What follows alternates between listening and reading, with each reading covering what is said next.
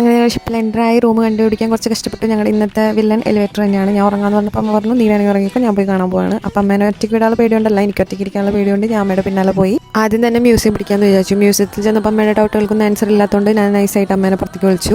അത് കഴിഞ്ഞിട്ട് നമ്മളവിടെ ഒരു പെയിൻറ്റിങ് കണ്ടു. അത് രക്ഷയില്ല, കണ്ട് നിൽക്കാൻ തന്നെ അടിപൊളിയാണ്.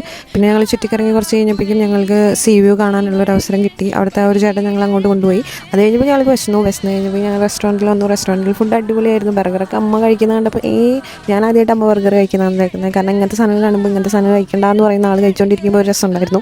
ഫുഡൊക്കെ കഴിച്ചില്ലേ, നമുക്ക് റെസ്റ്റ് എടുക്കാമെന്ന് പറഞ്ഞപ്പോൾ ആ കൺവിൻസിങ്ങിൽ അമ്മ വീഴാത്തതുകൊണ്ട് ഞങ്ങൾ വീണ്ടും അടുത്ത സ്ഥലത്തേക്ക് പോയി. അവിടെ കുറേ ഡെക്കുകളുണ്ട്, കാണാൻ ഒരുപാട് സ്ഥലങ്ങളുണ്ട്. അപ്പോഴാണ് സൺസെറ്റ് കാണാം, ലെറ്റ്സ് ഗോ എന്നൊക്കെ പറഞ്ഞിട്ട് ചാടി നിന്നപ്പോൾ ഞാൻ സൺസെറ്റ് കാണിക്കാൻ കൊണ്ടുപോയി. അടിപൊളി സൺസെറ്റായിരുന്നു. അത് ഞാൻ പോയില്ലെങ്കിൽ എനിക്ക് ലൈഫിൽ മിസ്സായേനെ ആ ഒരു മൊമെൻറ്റ്. സൺസെറ്റ് ഞങ്ങളുടെ അടുത്ത ഡെസ്റ്റിനേഷൻ പൂളായിരുന്നു. നമ്മൾ പൂളിൽ പോകാൻ വേണ്ടിയിട്ട് റെഡി ആയിക്കൊണ്ടിരിക്കുകയാണ്. അങ്ങനെ ഞങ്ങൾ പൂളിൽ പോയി ചാടി.